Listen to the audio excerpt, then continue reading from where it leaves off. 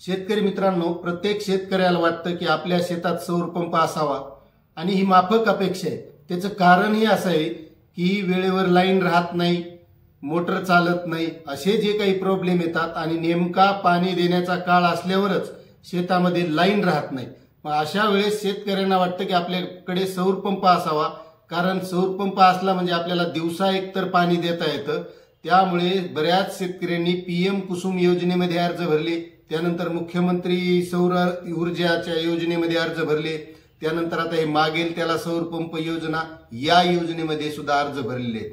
आता यामध्ये पेमेंट करण्यासाठी बऱ्याच शेतकऱ्यांना ऑप्शन आलेला आहे की पेमेंट करायचं म्हणून। मात्र मित्रांनो, आता पेमेंट करावं का नाही, यामध्ये कोणते शेतकरी पात्र असणार आहेत, कोणत्या शेतकऱ्यांनी पेमेंट केलं पाहिजे आणि कोणत्या शेतकऱ्यांचं पेमेंट हे पेंडिंग राहत आहे, याबद्दल आपण आजच्या व्हिडिओमधून सविस्तर माहिती घेणार आहोत। तत्पूर्वी मित्रांनो, मी रामेश्वर नवटके आपलं वेणुगंगा टेक या युट्यूब चॅनलमध्ये स्वागत करत आहे।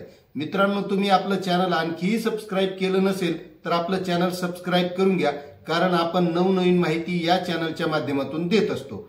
तर शेतकरी मित्रांनो, नेमकं कोणत्या शेतकऱ्यांचं पेंडिंग मध्ये जात आहे, तर ज्या शेतकऱ्यांनी पीएम कुसुम योजनेमध्ये अर्ज भरले होते, मुख्यमंत्री सौर ऊर्जा योजनेमध्ये अर्ज भरले होते, त्यानंतर आता मागेल त्याला सौर पंप योजनेमध्ये अर्ज भरलेले आहेत, या सर्व शेतकऱ्यांना आता पेमेंटचा ऑप्शन आलेला आहे। मात्र शेतकरी मित्रांनो, या अगोदर कसं होतं, पीएम कुसुम योजनेचे ज्या शेतकऱ्यांनी अर्ज भरले त्या शेतकऱ्यांचं अगोदरच व्हेरिफिकेशन व्हायचं, त्यांच्या शेतात विहीर आहे का, बोर आहे का हे बघितल्या जायचं आणि त्यानंतर पेमेंटचं ऑप्शन यायचं।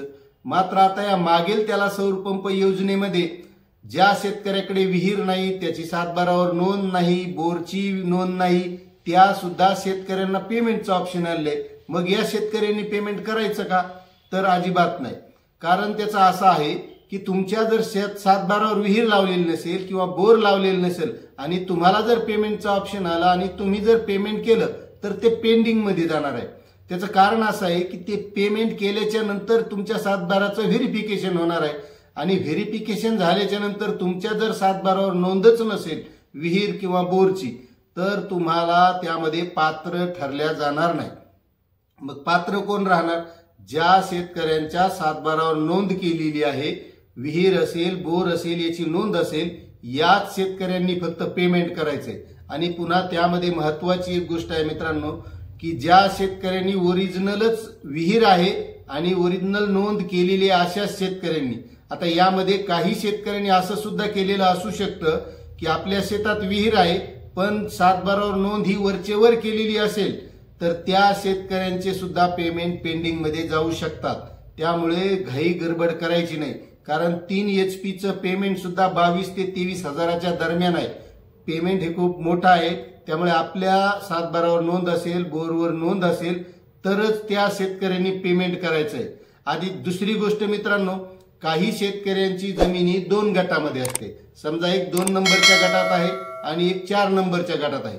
आता 2 नंबरच्या गटामध्ये त्यांची विहीर किंवा बोर असतंय, घेतलेला असतो आणि त्याची नोंद सुद्धा त्या 7/12वर असेल, पण त्यांना 5 HP चा किंवा 7.5 HP चा पंप मिळावा म्हणून जास्त क्षेत्र समजा 4 नंबरच्या गटामध्ये आहे, तर ते अर्ज भरते वेळेस तो 4 नंबरचा गट टाकतात। आता त्यांना वाटते की हेही माझंच शेत आहे आणि हे 2 नंबरचंही माझंच शेत आहे।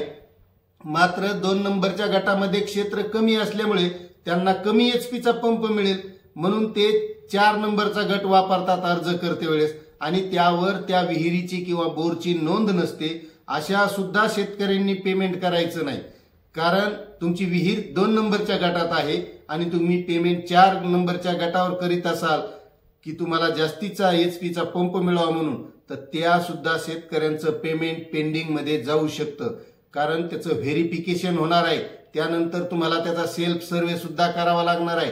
त्यामुळे अशा शेतकऱ्यांनी सुद्धा पेमेंट करायचं नाही।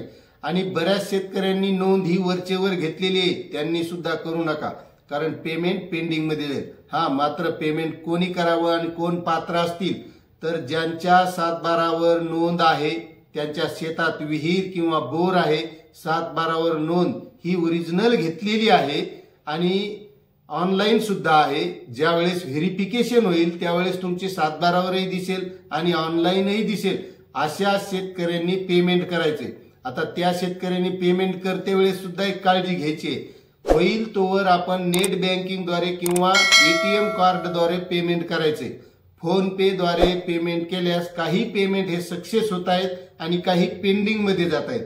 त्यामुळे होईल तोवर तुम्ही जर तुमच्याकडे समजा एटीएम नसेल किंवा नेट बँकिंग नसेल तर शेतकऱ्यांनी आपल्या जवळील जे काही सीएससी सेंटरवाले आहेत त्या सीएससी सेंटरवाल्याकडे जाऊन तुमच्या फोन पेवर पैसे असतील किंवा तुमच्याकडे नगदी असतील तर त्या सीएससी सेंटरवाल्याला ते पैसे देऊन त्याच्याद्वारे आपण नेट बँकिंग किंवा एटीएम द्वारे हे पेमेंट करायचे. किंवा आपल्याकडे एटीएम असेल तर आपण एटीएम द्वारे हे पेमेंट करू शकता. म्हणजे ते 100% सक्सेस होतं. आणि पेमेंट झाल्याच्या नंतर मग आता या शेतकऱ्यांना पुन्हा त्यांचं व्हेरिफिकेशन होईल आणि व्हेरिफिकेशन झाल्याच्या नंतर त्यांना सेल्फ सर्व्हेचा मेसेज येईल.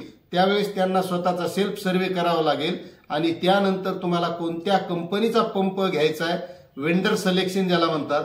मग त्यानंतर ते वेंडर सिलेक्शन येईल आणि वेंडर सिलेक्शन झाल्याच्या नंतर मग त्यानंतर तुम्हाला तो सौर पंप तुमच्या शेतामध्ये फिटिंगसाठी येईल किंवा ती कंपनी कॉल करेल, तुम्हाला संपर्क करेल आणि कधी फिट करायचा काय करायचा ते पुढची प्रोसेस त्या प्रक्रियेने चालेल. त्यामुळे फक्त पेमेंट करते वेळेस अशी काळजी घ्या की तुमच्या 7/12वर नोंद असेल, तुमच्या ऑनलाईनला नोंद असेल अशा शेतकऱ्यांनी पेमेंट करा. आणि ज्यांनी फक्त अर्ज भरलाय नोंद नाही 7/12वर अशा शेतकऱ्यांनी नोंद केल्याच्या नंतरच मग पेमेंट करायचं आहे किंवा त्यावेळेसच ते पात्र ठरणार आहेत अशी ही माहिती होती. आणि काळजीपूर्वक मित्रांनो या गोष्टीचं पालन करा. कारण पेमेंट काही कमी नाही आणि पेमेंट हे जाणार कुठं नाही पण ते ऑनलाईनला अडकून बसणार आणि तुमचा अर्ज पेंडिंग दाखवणार. मग तुम्हाला ते पेमेंट कधी परत मिळेल काय याचं काही सांगता येत नाही. पेमेंट कुठेही जाणार नाही, परत मिळेल पण कधी मिळेल हे नाही सांगता येणार अशी ही माहिती होती. आपल्याला माहिती कशी वाटली नक्कीच कमेंट करा.